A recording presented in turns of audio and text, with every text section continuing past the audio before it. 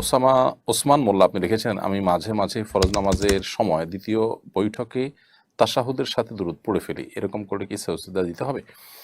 হানাফি মাযহাব অনুযায়ী আপনার আল্লাহুম্মা সাল্লি আলা মুহাম্মাদ পর্যন্ত পড়ে ফেললে আপনি সিজদা সাহু দিবেন, যেহেতু বিভিন্ন বর্ণায় দ্বিতীয় রাকাতে বৈঠকের পর দ্রুততার সাথে দাঁড়িয়ে যাওয়ার নির্দেশ রয়েছে। তো সেই নির্দেশ লঙ্ঘন হয়েছে বা বিলম্ব হয়েছে, সেজন্য আপনি সিজদায়ে সাহু দিবেন।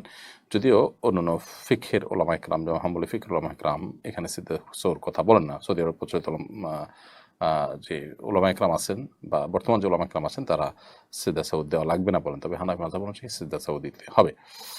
এমনিতেই নামাজের মধ্যে শেষ বৈঠকের পর প্রথম রাকাতে সব ওলামা ইকরামের মতেই তাশাহুদ পড়েই দাঁড়িয়ে যেতে হবে। এটা মানে দুরূদ পড়ার কোনো জায়গা নয়। মোহাম্মদ রাসেল আপনি লিখেছেন, সফর শুরু করার সময় নামাজের ওয়াক্ত হওয়ার পরেও নামাজ আদায় না করে কিছু দূর এগিয়ে কসর আদায় করা যাবে কিনা?